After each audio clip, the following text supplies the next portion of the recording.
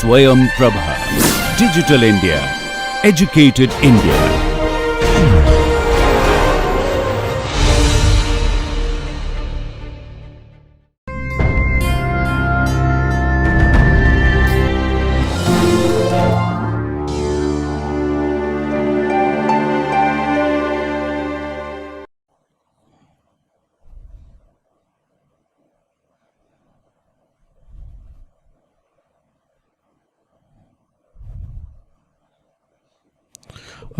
Hello everyone, welcome back. So in the last lecture we were talking about how atom interacts with an electric field. So we saw that we can actually control the population densities in an atom. Let's say you can control how if you have a two-level system, what will be the population in the lower state, ground state, and the excited state. We have seen that with the electric field, duration of the electric field, I can control whether the population is in the ground state or in the excited state.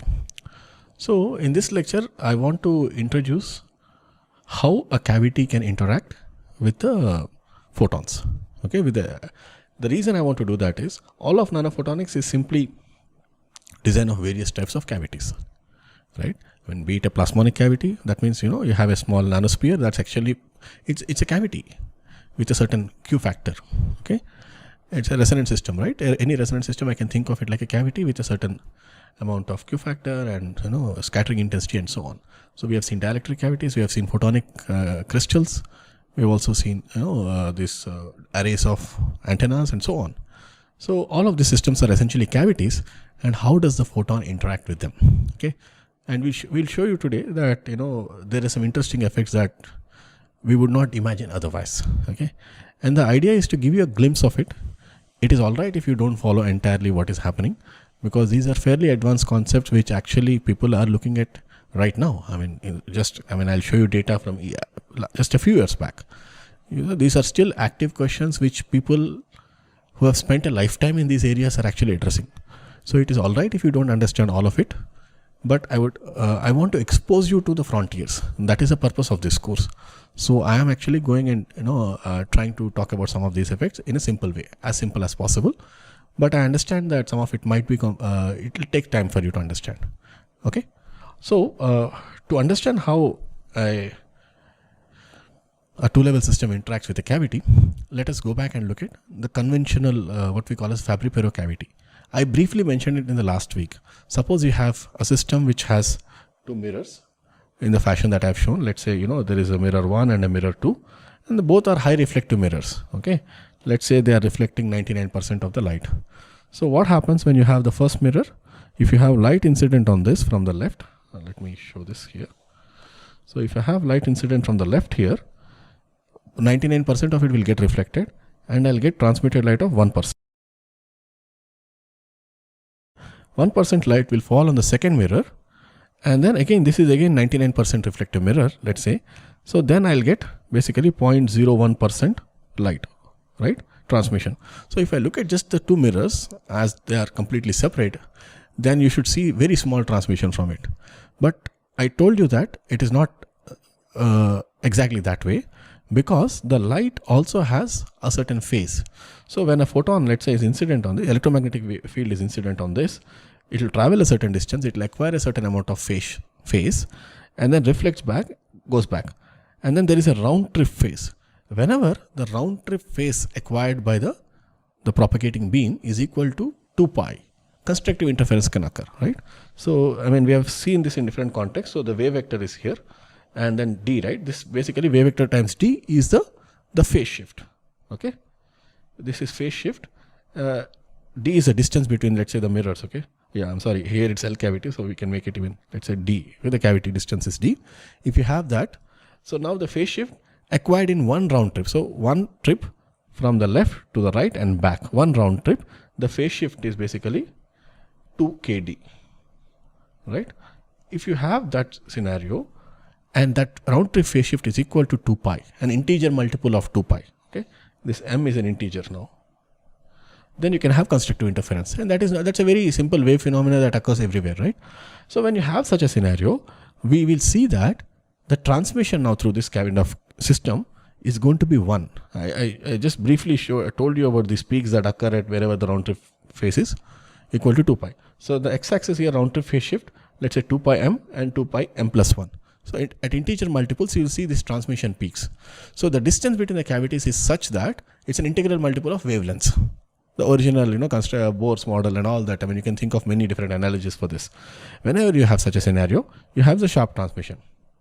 Now, this and transmission nearly goes to 1. If you have, if you didn't consider this phase effects or the addition of these phases, you would simply expect that the transmission is going to be simply 1.01%.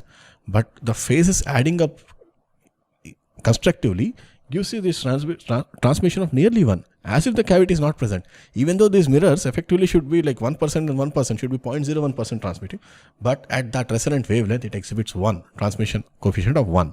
Okay, so that's a very interesting thing. It's very counterintuitive actually to think about it, what is happening. Because if you think a little deeper, why will the transmission be 1 here? It's only going to transmit, the second mirror is going to transmit only 1%, right? Then how can the transmission coefficient be 1? That means internally there's a lot of field that is building up.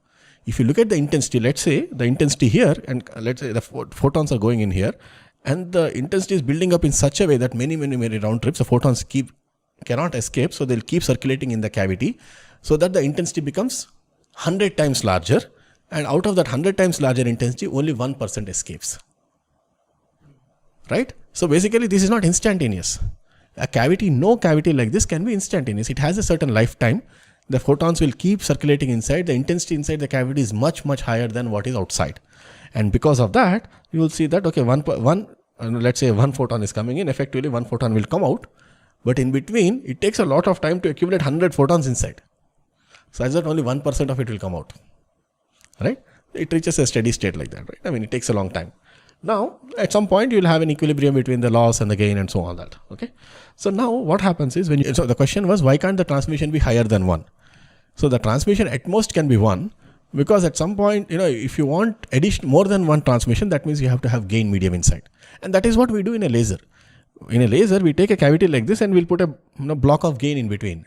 When we do that, the gain medium will amplify. Each time the photon passes through that, it will amplify the number of photons, and the number of photons keeps increasing and increasing. You can get transmission, actually, without anything, you can get transmission. That is a lasing, right? One stray photon somewhere or vacuum fluctuations can give you one photon, and it just keeps building up at the constructive interference, and you get a large emission intensity. That is a laser oscillator. Okay, so this is the heart of an oscillator. Okay, so now when you have such a cavity, one of the important things to look at is the line width. So we have this transmission line, right? And then the line width, I'll call it as delta omega. And we know for any resonant phenomena, the width is essentially proportional to the loss. Okay, so I'll call this as the decay rate kappa, the photon decay rate. How fast is the photons escaping from the cavity? If you have a large decay rate, then you have very broad resonance. When you have a small decay rate, you have narrow resonance, right? So in effect, this is, I can also relate it just as an additional thing. I told you that the lifetime of the photons in the cavity is large. The photons will stay in the cavity for a long time. So it's inversely proportional. If the photons are staying in the cavity for a very long time, I should not T cavity, or I call it T cavity. Okay. So basically the photons are staying for a long time. So line width is very sharp. So it's a high Q cavity. So the photons stay in a cavity for a long time. Okay. So now my delta omega is a decay rate of the cavity, right? This is I can say cavity decay rate. How the photons are escaping from the cavity. Now my Q factor, which is a very standard metric we use, is simply omega by delta omega. Okay. So as the reflectivity of the mirrors increases, the photons stay for a long time. So the delta omega will be small and overall Q factor will be large. Okay. And that's what you are seeing here. As the reflectivity, in this case, this is plotted for various reflectivities of 0.7, 0.8, 0.9. As reflectivity increases, okay, the lifetime basically the photons stay for a long time, right? And then the delta omega reduces. Delta omega reduces, implying Q factor increases. You're getting sharper peaks. Okay, it turns out that it's very critical to have high Q factors, and we will see that in a moment. Okay, in the cavities, there are a lot of interesting things can happen when you have high Q factors. Okay, so I just went a little bit more details about how the cavity is designed. In last week, I think I mentioned this in passing. All right, so I mean you can find more details in this textbook here down. All right, so now, okay, we have a very good cavity. The central problem we want to talk about today is how does the cavity interact with the atom. Okay, so now let's look schematically. I'm showing you a cavity consisting of these concave mirrors, and then in between that is placed an atom, let's say a two-level system. Okay, this is basically my two-level system. If you place such a thing in the cavity, what happens? Okay, so in the case of a system coupled, atom coupled to a cavity, there are two regimes that are important. Okay, before I introduce them, so this K, right, kappa is basically my cavity decay rate. How fast are the photons escaping from the cavity? And my gamma here is basically non-resonant decay. So basically you have photons just non-radiatively decaying or simply escaping from the cavity from the perpendicular direction and so on. Okay, non-radiative decay rate. And then I'll also introduce one more parameter which I'll call as G naught. Okay, this is basically the atom cavity coupling constant. Okay, coupling parameter or coupling constant. So whenever you have a scenario of, let's say, atom coupled to a cavity system, atom cavity system, you can have two regimes that are possible. Okay, two particular regimes, wherein the first one I'll call as G naught much smaller than, let's say, kappa or gamma. Okay, that means the coupling between the cavity and the atom is small compared to the decay rate from the cavity. So what happens? In this we call it as a weak coupling regime. Okay, when the coupling is smaller than the decay rate and the photon decay rate or the non-resonant decay rate, we'll call it weak coupling. What happens in this case? Simply, the atom will release a photon. Let's say when it de-excites, atom de-excites from high level to lower level, it releases a photon, and that photon simply gets lost. I mean, it just goes out of the cavity because the decay rate is quite high, and so atom releases a photon. In this case, atom releases a photon, and this is lost from the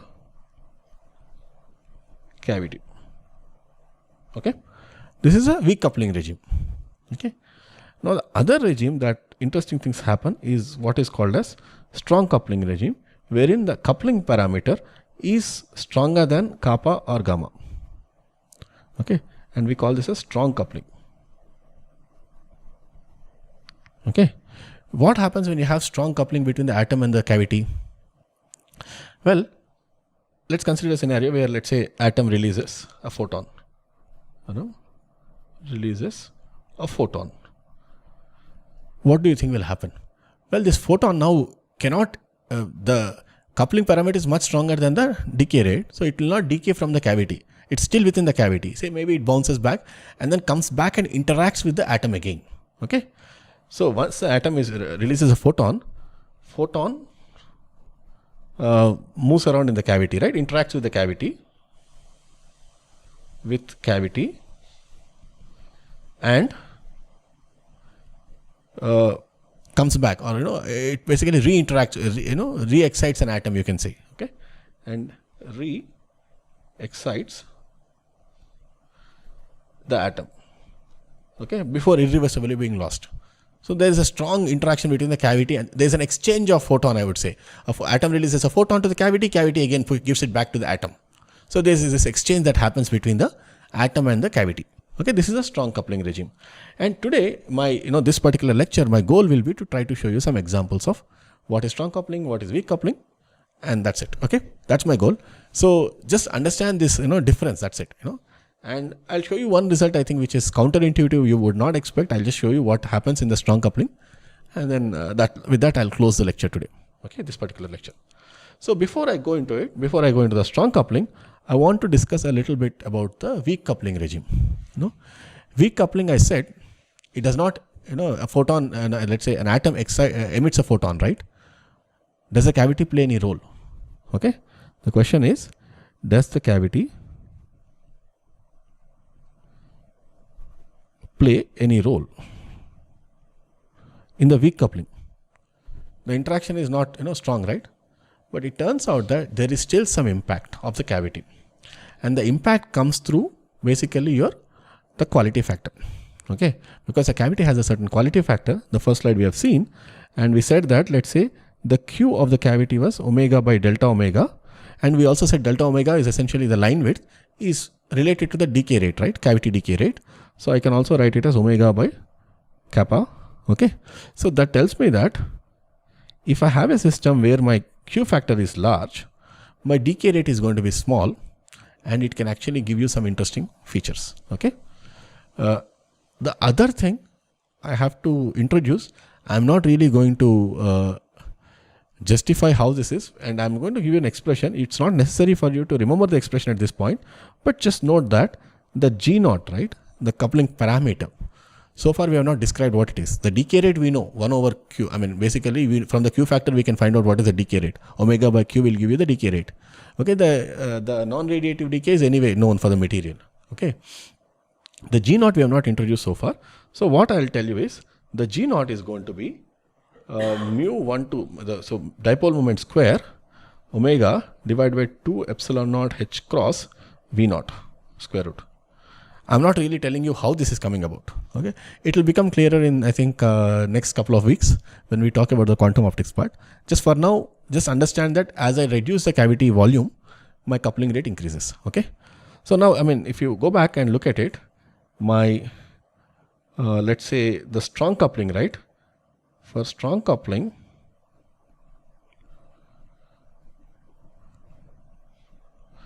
we said G naught has to be much greater than kappa or gamma, right? Gamma is the non-radiative decay rate.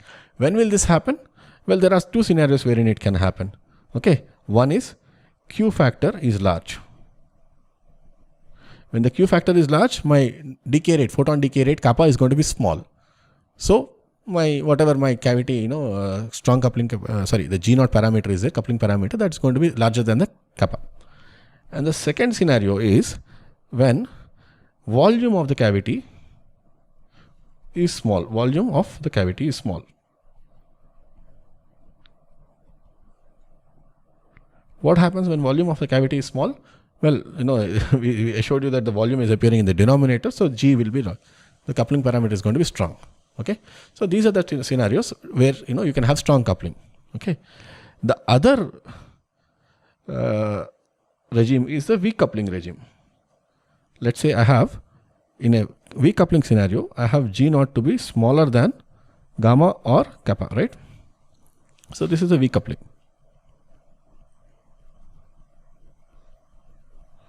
What happens when you have weak coupling? Okay,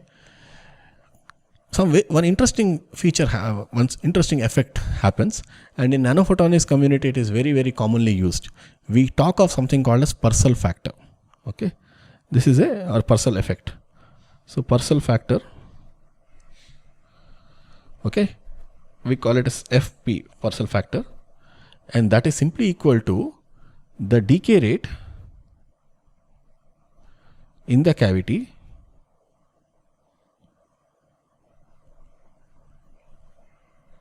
divided by the decay rate in free space. Okay, so now what happens is, you have a certain emitter, let's say any quantum dot or something, any dye molecule or whatever, you leave it in vacuum, it emits photons and decays. That's the decay rate in the vacuum. But the moment you put it in a cavity, it behaves differently. Okay, and the difference is captured by this Purcell factor.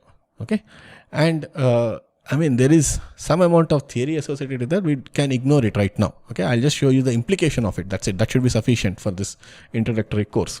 Okay, so now this Purcell factor, I can show that it is basically equal to 3Q, the Q factor, lambda by n whole cube divided by 4 pi square and V naught. Okay, so basically whenever I have a very small volume of my cavity, I have a strong Purcell factor, or you have basically strong volume here, strong volume or high Q cavity. Cavities give large Purcell factor. Okay, high volume, strong, not high, what do I mean by strong volume? I should say small volume, not strong volume, I'm sorry. Small volume. Okay, small volume or high Q, they give you a large Purcell factor. And what does it mean, large Purcell factor? Well, simply, if you have a scenario where, let's say, Fp is greater than 1, okay, that means the spontaneous emission is going to be enhanced.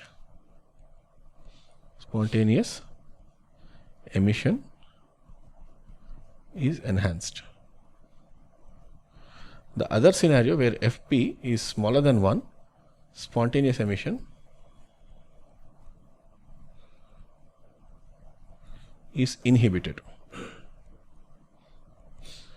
What do you mean by spontaneous emission is enhanced? Well, let's say you have a scenario where the excited state has a population of 100 and it decays, let's say in 2 nanoseconds it decays. The excited population will come down to 1 over E. That's, let's say, in free space. The moment you put in a certain type of cavity, it can happen that instead of in 2 nanoseconds, the whole thing will come down in 50 picoseconds. That means the rate at which spontaneous emission occurs can be much faster. That's why spontaneous emission is enhanced. Okay. When will this happen? Let's say when the cavity has lot of density of states available for that wavelength, it will decay fast. Or if you suppose create a photonic band gap. Okay. And in the photonic band gap, if the wavelength of the emitter or atom is in the band gap, then there are no states available for the photon to emit. Okay. Provided the non-radiative rate is large or small, non-radiative rate is small, you will see that the spontaneous emission will be inhibited. Instead of 2 nanoseconds of spontaneous emission lifetime, you will have 5 nanoseconds maybe. So that is inhibition of spontaneous emission. Okay. I think it's much more rarer to see this. It's much harder to see this, but it should happen. Okay. Provided your non-radiative decay is small, rate is small. All right. So now you have this scenario of cavity influencing. It still seems to be just some ratio. Okay, it's faster or slower. You might say, why should I care?